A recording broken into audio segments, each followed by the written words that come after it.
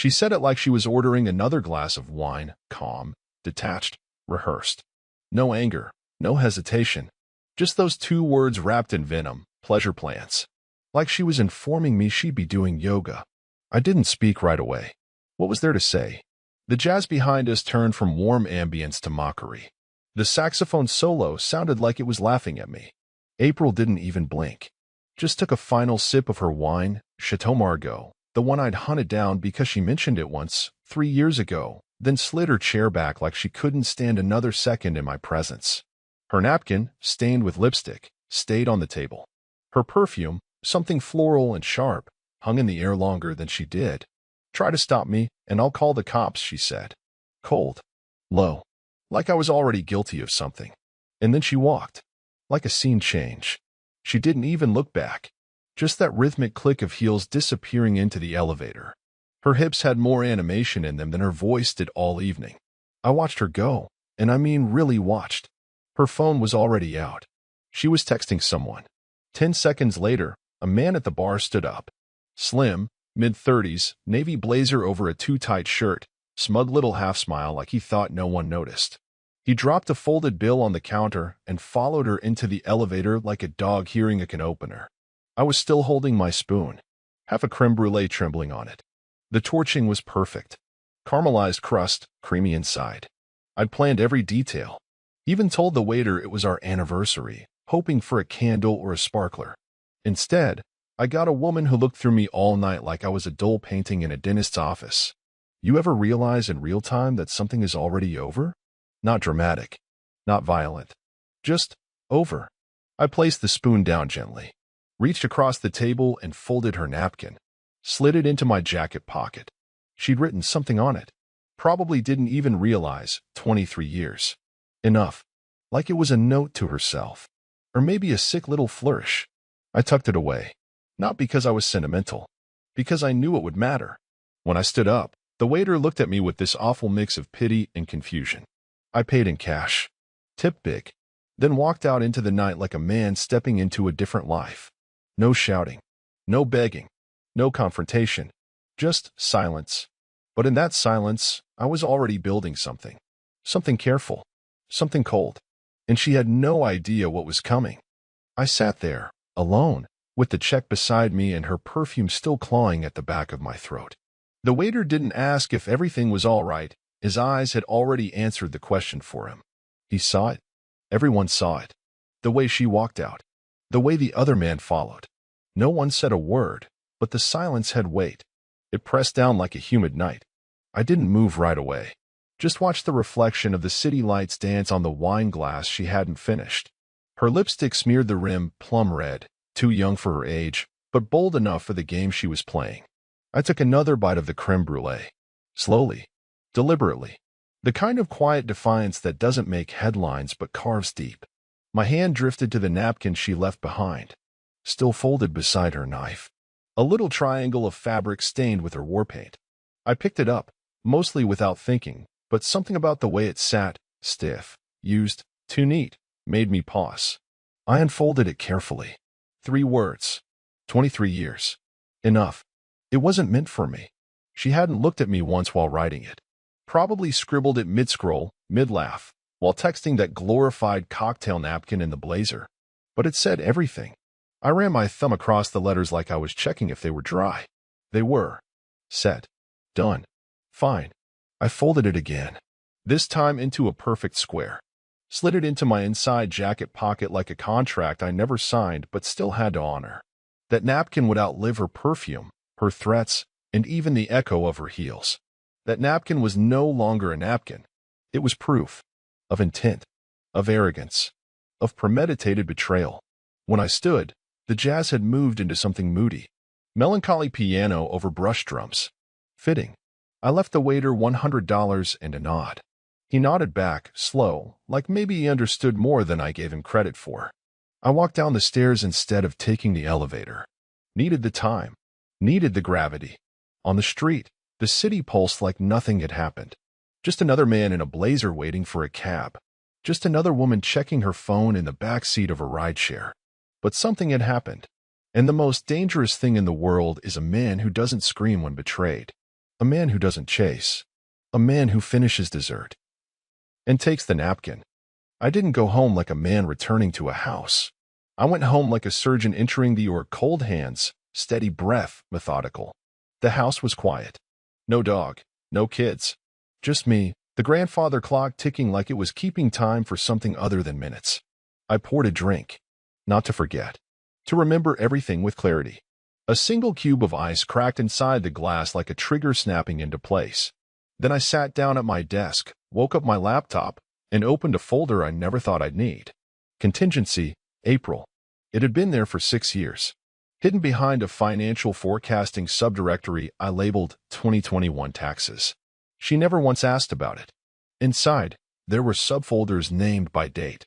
Some of them went back far enough to have our old address listed. Chat transcripts first, not messages she sent me. Those had stopped having any life to them around the time my hair started going gray. No, these were pulled from synced backups, something I set up back when I upgraded her phone, and she didn't even bother to log out of the shared cloud folder. Most of them were garden variety filth. Emojis. Inside jokes. Nicknames I'd never heard her say out loud. My golden hour, my hot lawyer wife, Marriott Monday. That last one popped up a lot. Then, location locks. She thought she was clever turning off location sharing. She didn't know about the little backup app that I had installed 2 years ago when I was fixing her Bluetooth issue. Every time she connected to Wi-Fi, it pinged me. Quietly. Like a whisper in a library. I didn't check it often. Just enough. Her phone had connected to Fairfield and Guest 27 times. For different hotel chains. 3 were in the same 5-mile radius. 2 were during weekends I was out of town at my niece's science fairs. Then came the photos. Not mine. A friend I knew from college, Ben, became a PI after he burned out at the DA's office. He owed me a favor. I cashed it in. I'd given him her license plate and a vague schedule. What he delivered was, well, thorough. April in sunglasses. April in her work suit, not going to work. April, laughing, head tilted back in that fake flirt way she used to do with me back when we were still real. And then the audio. God. I hit play and watched her face on the screen, frozen in a still frame, while her voice filled the room. He's old. Harmless. Has no clue. It's kind of cute. You'd love our house. He still pays the cleaning lady in checks. They laughed. Some man off camera. Probably Marriott Monday. I didn't pause. Didn't rewind. Didn't cry. I exported everything. USB stick, encrypted. Cloud storage, separate from my usual logins. Private share with my lawyer, timestamped, organized, labeled by category. April had lived her second life in the shadows. I brought floodlights. At 3:12 a.m., I closed the lid of my laptop. Not because I was tired, God no. Because the next part of the plan didn't live on hard drives. It lived in signatures. In quiet legal arrangements. In the conversations I'd had months ago that she never noticed because she was too busy chasing dopamine in hotel bars. You see, this didn't start tonight. She pulled the trigger. But I built the gun. At exactly 3:15 a.m., my phone vibrated once. No ringtone, no alert. Just a silent notification from the security system I'd upgraded under the pretense of being paranoid about porch pirates. Live feed. Driveway cam. It wasn't April. It was him. He looked smaller in infrared. Slim frame wrapped in designer and security. Same blazer from earlier, only now it looked wrinkled. His hair was flattened in the back, like someone had been gripping it too tight for too long. He approached the gate like he belonged there. Confident. Lazy. A little drunk. The kind of man who'd grown used to stepping into other people's lives and assuming no one would shut the door behind him. He tapped the keypad. Waited. Nothing. Tried again. Denied. He leaned in, squinted at the tiny red screen like it had made a mistake. Then he stared right into the security cam. Tilted his head. Confused. That confusion turned into annoyance. He pulled out his phone, probably to text April. No doubt assuming she'd swoop in and solve it like she was his bored personal assistant. He didn't know she was still tangled in sheets somewhere else. Or that her phone was off, battery dead, or maybe just drowned in cheap champagne. He tried the gate again. This time harder. Nothing. The look on his face? Beautiful. That perfect cocktail of entitlement and panic when a man realizes maybe, just maybe, he's not the main character in this particular scene. And me? I wasn't home. I was stretched out on a leather armchair in a hotel suite 10 miles away, scotch in one hand, remote in the other, watching the whole thing unfold like a live documentary titled Morons Who Think They're Invincible. The camera angle was flawless. Floodlight gave him raccoon eyes, made him squint, made him look weak. He didn't knock, didn't call, just stood there for another 30 seconds, shifting from foot to foot like the ground had betrayed him too. Then he left, didn't run, but his walk had lost all rhythm, like a kid caught shoplifting. I didn't smile, didn't toast. I just logged the footage, clipped it, labeled it, attempted entry, 3:15 a.m. Saved, backed up, archived. He came to take what wasn't his. He left with less than nothing. And April? She wouldn't come home for hours. But when she did, she'd find someone else had beat her to the door and walked away with the ghost of her future. By the time April came stumbling back up the driveway, the morning sun was already doing its merciless thing, highlighting everything you'd rather keep in shadows. Her makeup was smudged, hair matted in that very specific way no business dinner could explain. Heels in one hand, phone in the other. She looked like a memory someone was trying to forget. The motion sensor on the front porch kicked on before she reached the steps. Bright light, high definition, full humiliation. She didn't see the little red dot on the camera lens. But I saw her, clear as day. She reached into her purse, pulled out her key, still painted with that same glittery pink polish from our spa day anniversary 2 years ago. She jammed it into the lock like she could force the past back into place. Click. Nothing. She tried again. Nothing. Her jaw tightened. Her knuckles whitened. Then she slammed the key in like it was my fault the world was suddenly unfamiliar. Still nothing. That's when the intercom buzzed. The one she always said was too old school and creepy. It crackled for a beat. Then a voice, not mine. Smooth. Neutral. Professional. This property is no longer accessible to you. Please check your email for details. Silence. She blinked, took a half step back, as if she'd just been told she didn't exist. Then came the phone. Her fingers shook slightly. She opened her inbox. One new message. Legal notice, effective immediately. She tapped it. And there it was. Everything. Emergency divorce filing. Filed at 6:03 a.m. sharp. Temporary injunction, court stamped, signed by a judge who didn't even need a hearing after seeing the footage. Freeze on all joint assets, bank accounts, investment accounts, even the rainy day stash she thought I didn't know about in a credit union 3 counties over. Video footage attachments, him at the gate. Her laughter on audio. Time-stamped. Verified. All delivered with surgical precision by my attorney, who'd had everything prepped for months.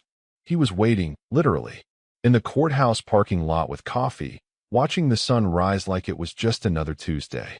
April stood on the porch like a glitch in the system. Then she started knocking. Not politely, not apologetically, like a creditor trying to collect on a debt I never owed. She knocked, then pounded, then screamed my name. I didn't answer. I wasn't home, and even if I was, that door was never opening again. When the porch didn't open and her inbox burned with silence, she did the only thing left in her playbook. She went to work. April had always walked into that firm like she owned oxygen. Senior partner at Mallory, Finch & Wynn. Office with a skyline view. Espresso machine in her corner. Everyone called her April, but no one used her name casually. You didn't speak to her unless she summoned you. She liked it that way. But that morning, when she stepped into the marble lobby in yesterday's clothes and swollen eyeliner, people noticed. Not the usual, wow, boss is tired kind of notice. No, this was different. The receptionist's eyes lingered. 2 paralegals exchanged a glance that said more than any legal memo. She marched toward the elevators like nothing was wrong. But wrong had arrived before her. At 8:10 a.m., a courier had delivered a plain, sealed envelope to HR. It wasn't bulky. It wasn't labeled urgent. It didn't need to be. The content did all the shouting. Inside, an anonymous tip detailing an ongoing sexual relationship between April Monroe and a key client of the firm. Chat logs extracted from personal and business devices, timestamps aligned with court hearing prep times. Hotel invoices billed to the firm's expense account, categorized under client development and offsite mediation. Oh, and a printed quote. He's old, harmless, and has no clue. It's kind of cute. Bold. Highlighted. Stamped with the date. HR sat on it for about an hour. Then they sent the envelope up the chain. Legal counsel reviewed it. The managing partner read it twice. By 11:47 a.m., April's access badge was flagged. By 11:58 a.m., her name disappeared from the internal contact board. By 12:04 p.m., she was summoned to conference room B, where two partners and an HR rep were waiting, notepad in hand, eyes cold, mouths in thin professional lines. They used language like disturbing allegations and ethical implications. But the message was simple. You're done. They didn't fire her. Not yet. That would require a full investigation. Due process. But they placed her on administrative leave pending review. They asked her to leave her laptop, her phone, her access badge. She asked who sent the envelope. They didn't answer. She stormed out, shoulders stiff, jaw locked, but every footstep echoed louder than it should have. Because for the first time in that firm, she wasn't walking above anyone. She was walking away from everything. And the best part? That envelope was hand-delivered by a courier wearing a navy blue blazer. My blazer. Custom tailored. For just this occasion. I waited exactly 24 hours and 3 minutes. That wasn't a coincidence, it was a mirror. A petty nod to our 24 years together and the 3 months I'd known. Beyond doubt, she was sleeping with someone who called himself Mitch the Closer. I powered the phone back on like I was opening a vault. Buzz. Then silence. Then 156 missed calls. I didn't even blink. Just watched the numbers roll in. April 67 times. Her sister 23. My brother, who always thought she was too sharp for me 11. Unknown numbers 8. And one labeled Mitch Cocktail Glass just once, bless him. The voicemail icon flashed like a pulse. I tapped in. Message 1. Raymond, what the F are you doing? You can't just click. Message 4. Sobbing. Muffled. Then, I made a mistake. Okay? A bad one. Message 9. Her sister. You're being cruel. She's not perfect, but no one is. You're acting unstable. Message 17. April again. Voice icy this time. You don't want to do this. You want to talk to me before you do anything else. Message 22. This is your brother. Look, man, this is getting out of hand. Call me back. Message 33. Unrecognizable male voice. Don't know what your deal is, man, but April doesn't deserve this SH click. And on it went. Begging. Bargaining. Blame. Every emotional chess piece laid out in voicemail form. I didn't listen to all of them. Hell, I didn't listen to most. But I saved every single one. Exported. Timestamped. Filed under. Voicemail Evidence, Volume 1. Her voice cracked in places I'd never heard before.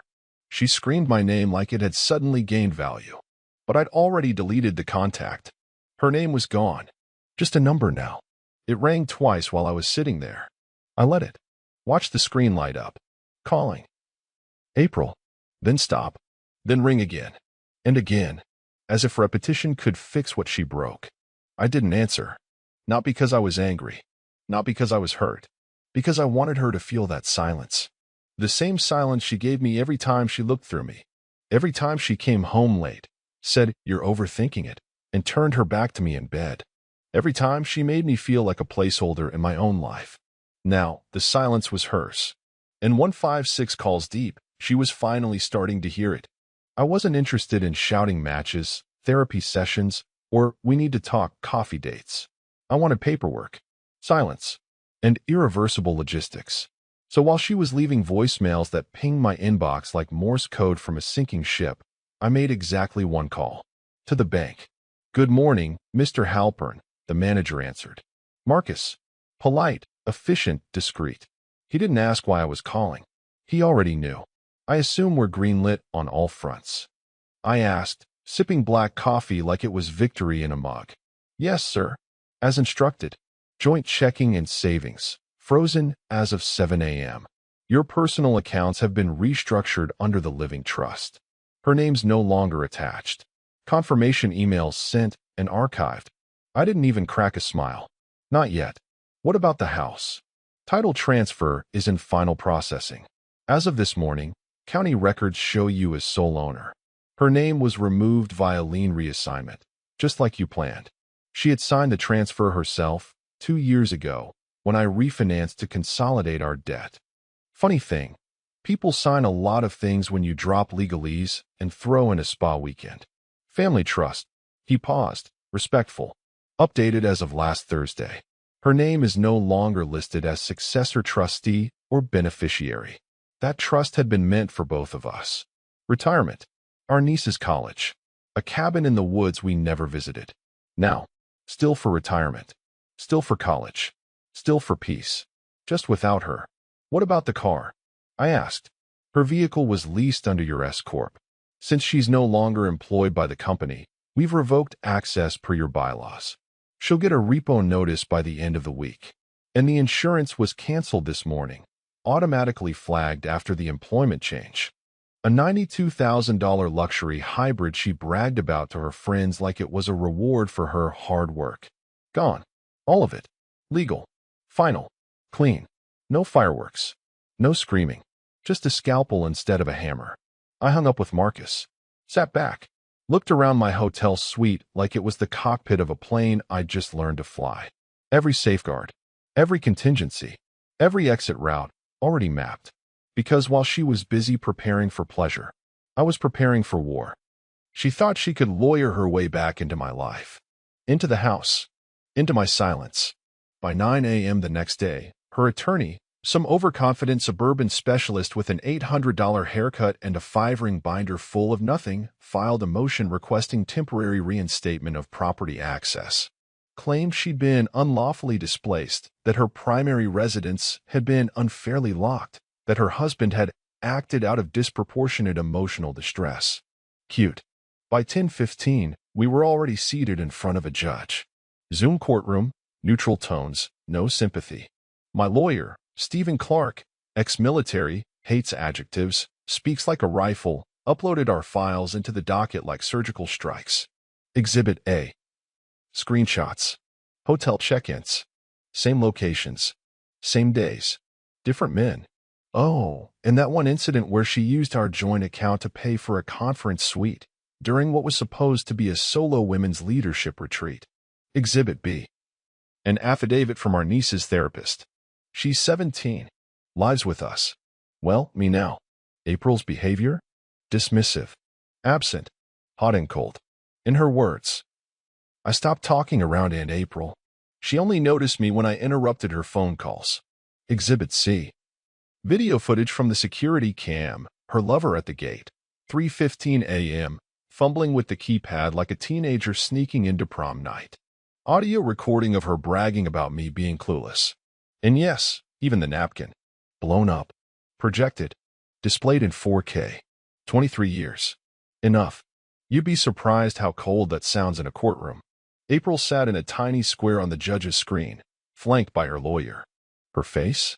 A mosaic of smug panic, somewhere between "this can't be happening" and "I'll fix it after brunch." The judge didn't ask many questions. Didn't need to. After reviewing the evidence, he adjusted his glasses, cleared his throat, and said, "Request denied. This court sees no basis for temporary reinstatement of access. Ms. Monroe will remain barred from the property pending final proceedings. Time, 90 seconds. No objections. No appeals. Just a single sentence that shattered her illusion of control like safety glass in a car crash. She didn't speak. Didn't even log off immediately. Just stared into the camera like it owed her an explanation. And me? I didn't flinch. Didn't blink. Didn't even sip my coffee. The war was already won. She just hadn't read the terms of surrender yet. The package wasn't wrapped in drama. No bright stickers. No threatening post-it notes. Just a plain white envelope inside a sleek black folder, hand-delivered by a courier wearing mirrored sunglasses and zero facial expression.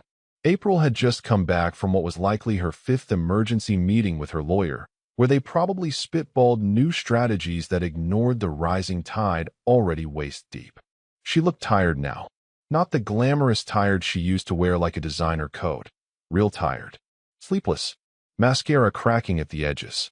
Her designer heels now looked like the shoes of someone who'd run out of exits.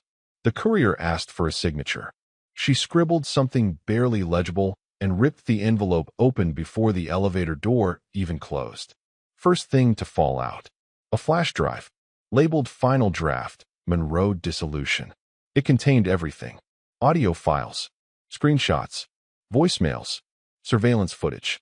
Even a folder titled Redacted for Court, with versions stripped of explicit details, just to show I'd already planned for decency. Then, divorce clause summary. 5 pages. Highlighted in red. No alimony due to infidelity. No claim to assets due to legally reassigned ownership. No custody rights over our niece due to proven emotional neglect. And the final clause. Any attempt to breach or appeal this arrangement will trigger full public disclosure of the enclosed evidence. Then she saw it. The napkin, perfectly flattened, printed on thick archival paper. Her lipstick stain, immortalized in high-res. And beneath it, a note. Not typed, not stamped. Handwritten. You left dessert too early. I stayed. And got everything. Witnesses say she stood there holding it for 30 seconds.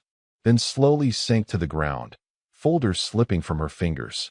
Knees buckled, hands over her face. Not the dramatic sobs of someone who'd been caught. The slow, aching weeping of someone who just realized. She'd been outplayed. HR called security. But they didn't move. They just stood a few feet away, watching, like everyone else. 10 straight minutes. No one helped. Not because they were cruel, but because every single person in that hallway now understood the same thing. This woman hadn't lost a marriage. She'd lost a war. And the only thing left to do was mourn. The house had always been her crown jewel. Not the marriage. Not the career. Not the niece she barely remembered to ask about. It was the house. The one with the wraparound porch, the granite counters she bragged about during dinner parties, the upstairs office she never actually worked in. She decorated it like a showroom.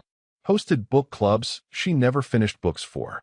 Posted filtered sunrise pics like she owned time itself. What she didn't know, what she never cared enough to know, was that she hadn't owned a single tile in that house for over 6 years. It started with a defaulted personal loan. A quiet little $42,000 business venture she never wanted me to look into.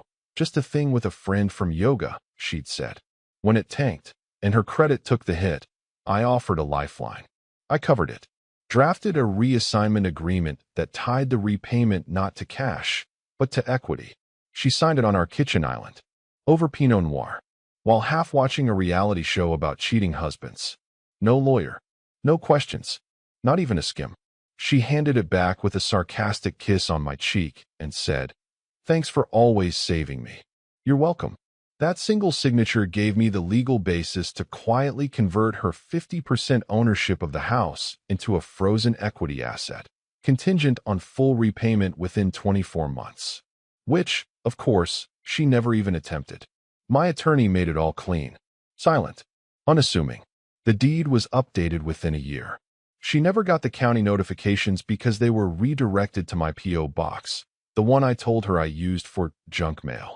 So when she stormed into her lawyer's office, swearing the house was half mine, she was fighting with air. And the cherry? I sold the house the following week. Cash buyer. Private sale. No listing, no photos, no trace. To whom? A woman named Evelyn, wife of Henry Weaver, cousin of April's managing partner. They'll be hosting their summer garden party on that lawn she used to trim roses on for Instagram. I accepted their offer for $2 under asking. Not because I needed the money, because I needed the message. It's funny. The night she left, she slammed the front door like she was done with me. Turns out, the house was done with her. The message came in at 2:17 a.m. No subject, no emojis, no clever quips or half-truths. Just 10 words, stripped of the arrogance that had once stripped from every syllable she spoke. You were right. I lost everything for one night. Please, talk to me. No follow-up. No flood of desperate pings like before. This one was different. It had finality to it. Like she finally realized I wasn't bluffing. That there was no cliffhanger waiting to save her storyline. She had bet everything on indulgence. And the house always wins. I stared at the message longer than I thought I would.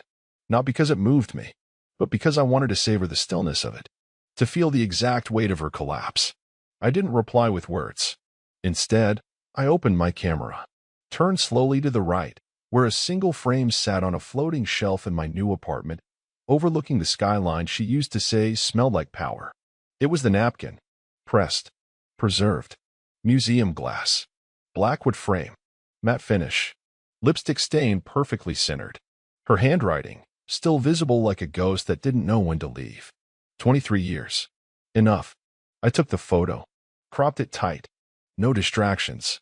Just her words. Her mistake. Her monument. Sent. No caption. No punctuation. No, look what you made me do. Just the truth. Framed. Then, I scrolled down. Tapped block caller. Silence. Permanent. Irrevocable. I stood by the window. City stretching out like a circuit board. My glass of wine caught the reflection of neon signs blinking below. The hum of everything moving forward without her. I raised the glass slightly, just high enough to catch the light. Not a toast. A conclusion. Then, with the quiet satisfaction of a man who didn't need applause, I whispered. So, what?